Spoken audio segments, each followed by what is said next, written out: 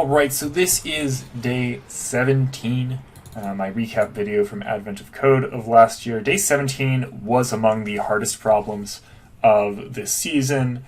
I definitely spent a ton of time working on this, and you'll see why. There's a lot of code we have to write, so quite a lot of that code is pretty intricate, and there's a pretty advanced idea required for the second part of this problem. I didn't think of it on my own. I sort of had to consult the internet to solve this one. And then even once you have the idea, it still takes a lot of pretty intricate code in order to solve it. So definitely a very challenging problem. Basically what we are doing here is we're writing a Tetris simulator. Now there are a few simplifications here. Instead of it being like randomized pieces, we only have 5 different pieces we can choose from, and they all keep falling in this same repeated order. So I gave the names to these shapes. We have minus, we have plus, we have L, we have the long, and we have the square. These are the 5 pieces, and they just keep repeating in the same order in the same cycle. Now our input provides another complication. Our input is basically telling us each step of the process if we're going that we can sort of push the block either left or right.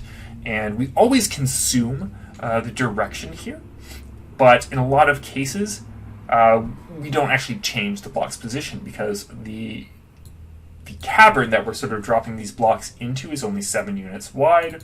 So as this example shows, we drop the block, it gets pushed right, it falls, and then if we try to push it right again, nothing happens, it just bumps up against the wall, and it can also bump up against other blocks once we have multiple blocks, but then eventually it settles on the bottom. We have to be very careful about getting the sequence right, about when it falls, when we push it, but then once a block has settled at the bottom, then a new block begins falling, and it starts always 3 units above. There's always a spacing of 3 units between the lowest point of the new block and the highest point of all of the previous blocks, so that's more data we have to keep track of.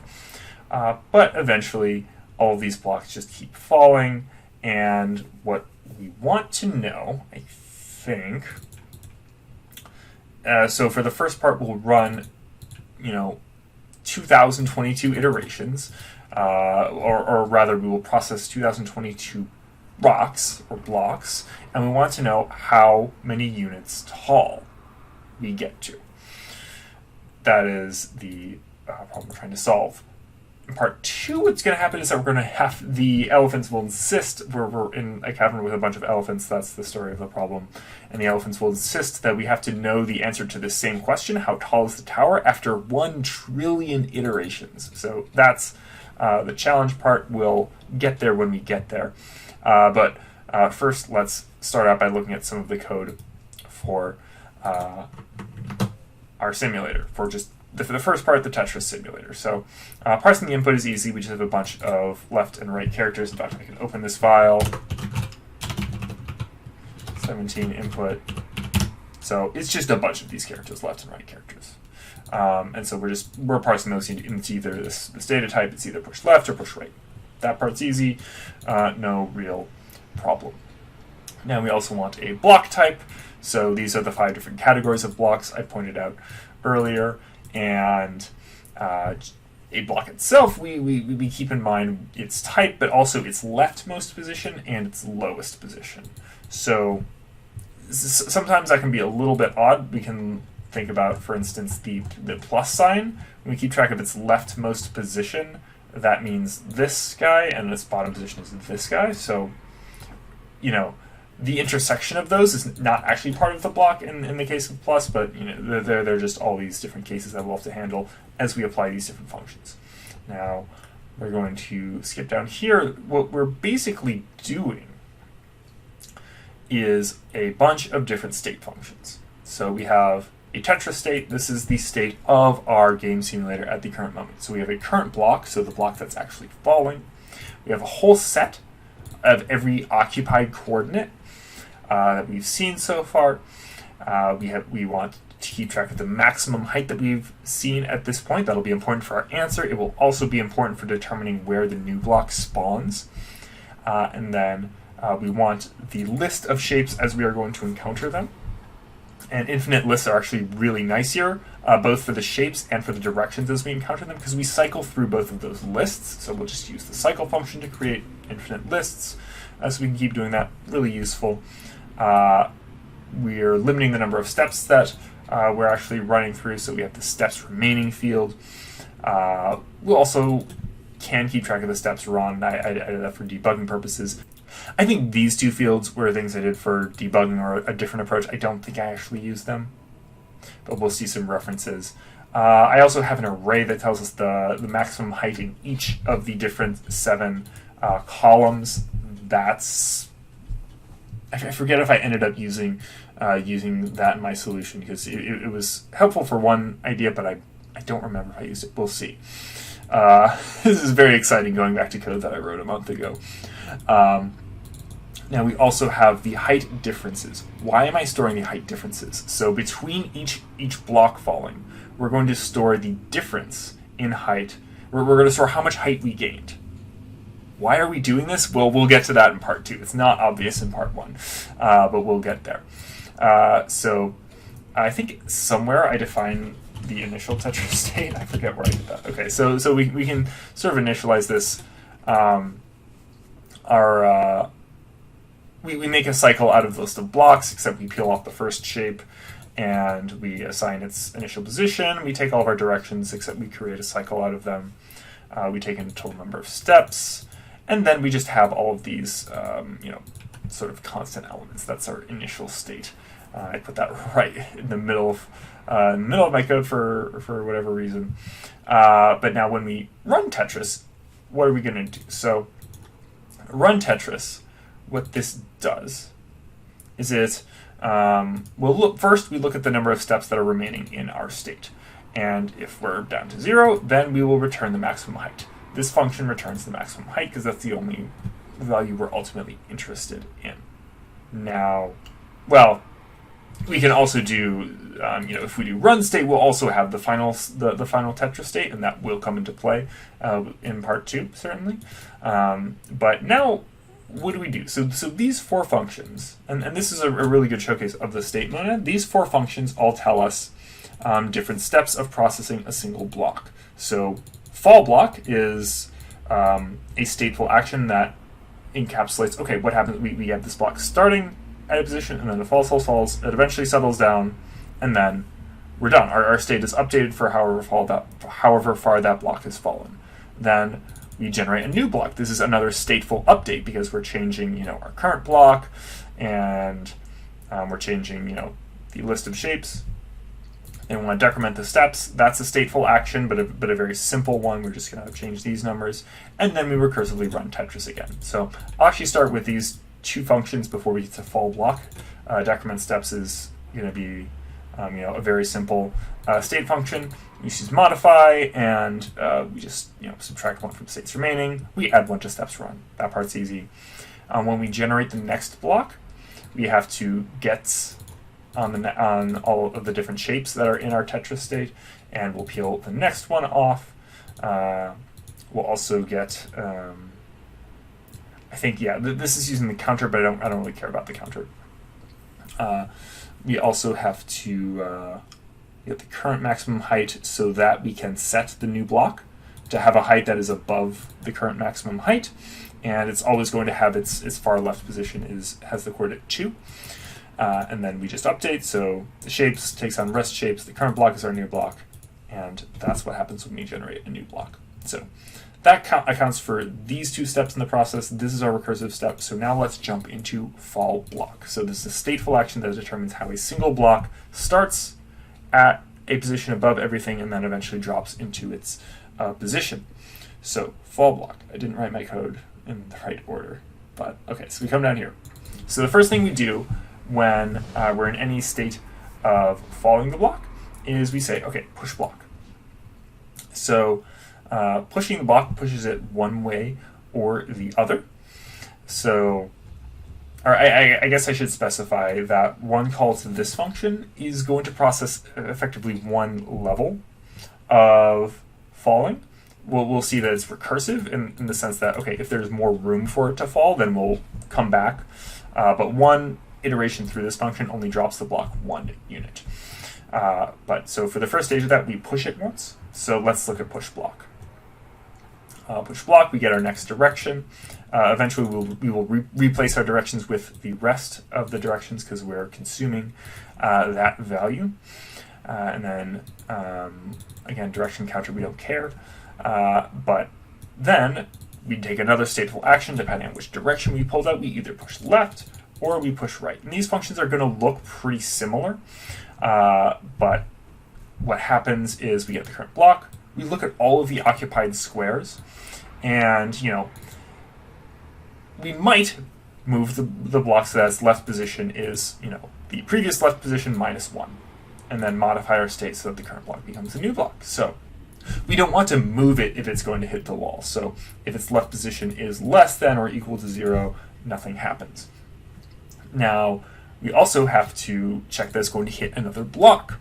So there are 2 steps to this. The first is we have to say left squares to check. So given our block, where it is and what shape it is, we have a different list of different spaces we need to check. So if we have the minus sign, the only space we need to check is directly to our left.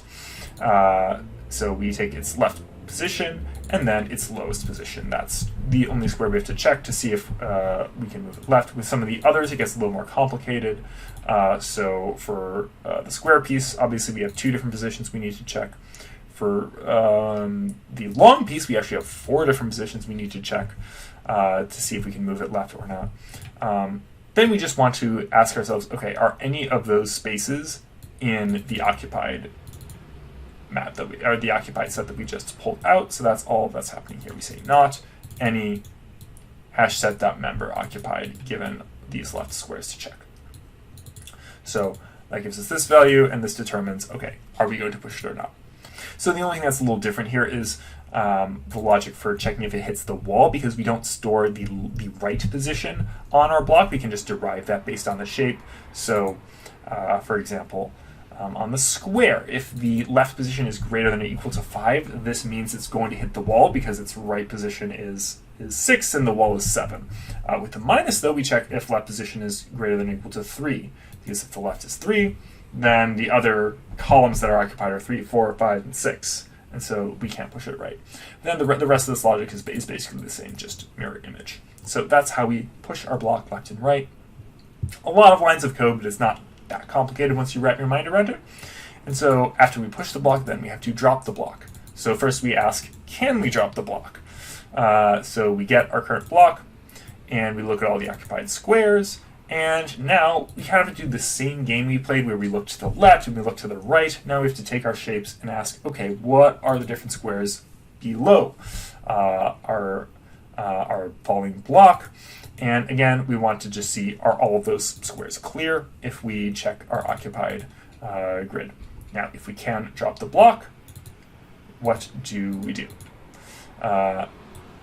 We get our current block, we modify its lowest position to be 1 smaller, and then we recurse. We say, okay, let's try to drop it again.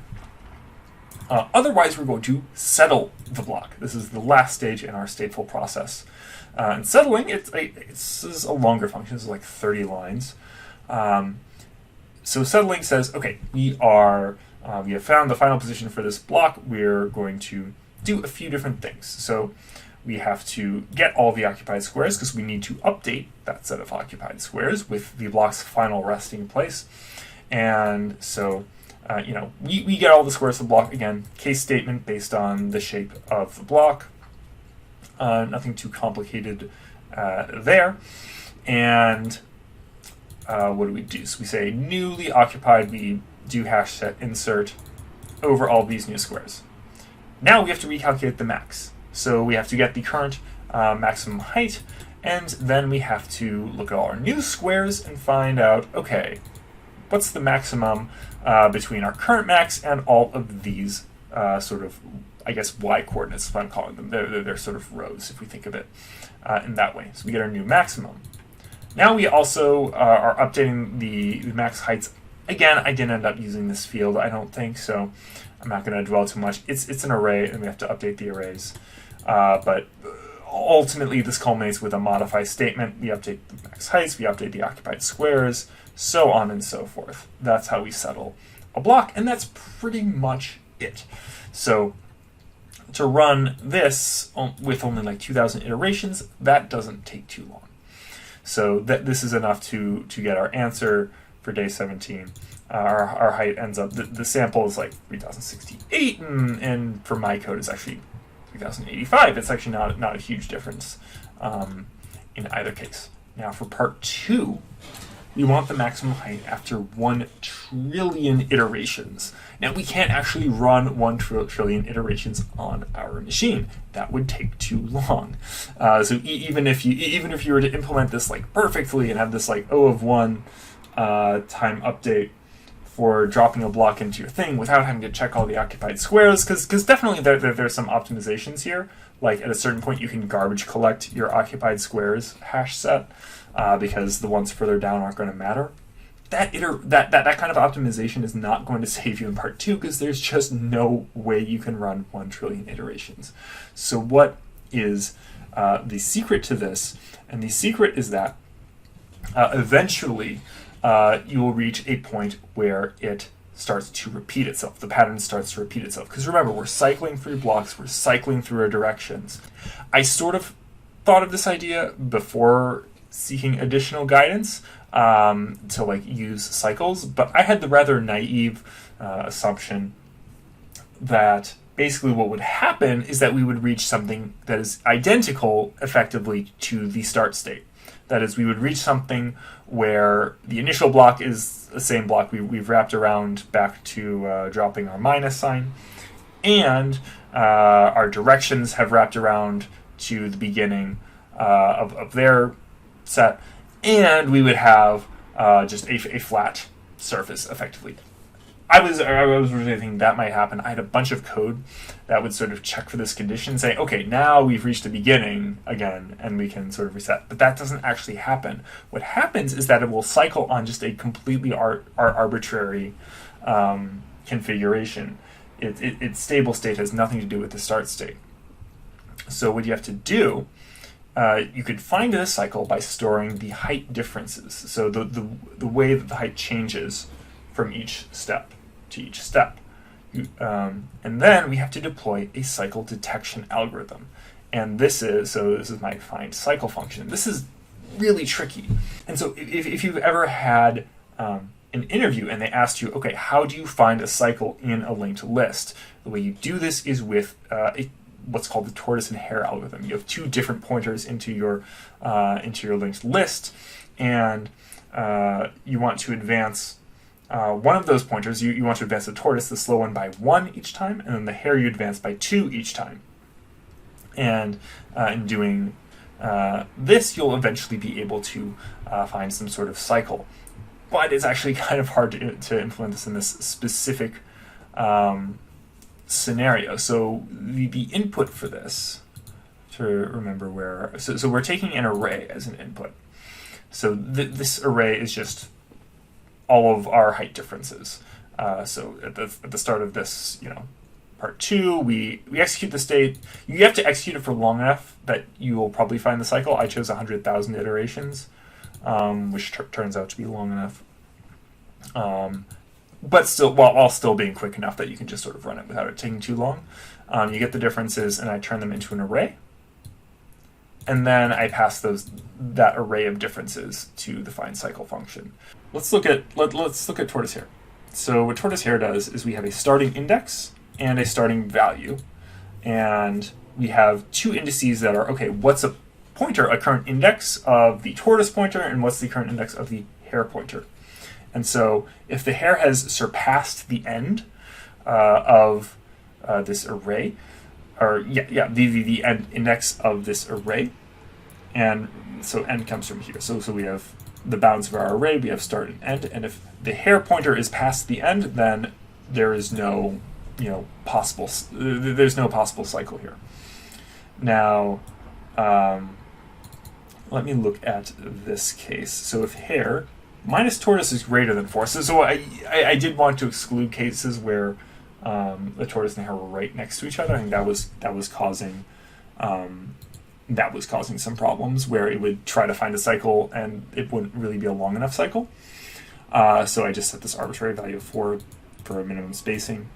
So as long as they're far enough apart and the tortoise value is equal to the starting value and the hare is also equal to that starting value, then we're going to try to validate that a cycle exists based on that index. So with the starting index, with the tortoise index, with the hare index.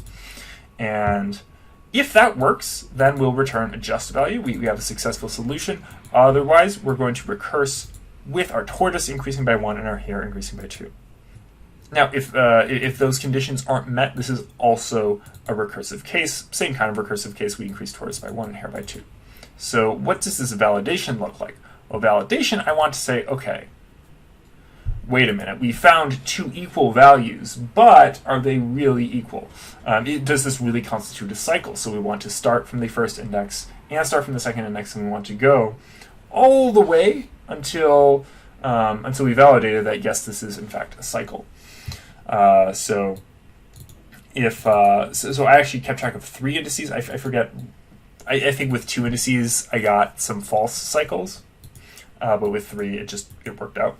So if our final pointer is beyond the end of the array, again, we return false. So if our final pointer is beyond the end of the array, again, we return false. We have not successfully found a cycle. Now, we have our goal index. So when we validate, we expect that eventually, I believe we go from the start to the tortoise. And so if we've reached the tortoise by saying, I think I'm losing track of what I1, I2, and I3 means. This is why you have good variable names. But at a certain point, if I1 reaches the goal, the tortoise, then we've passed validation. I've actually put a debug message in there and we return true. Otherwise, if any of them are not equal to each other, we have failed validation. So we have 3 different values and they have to all be equal.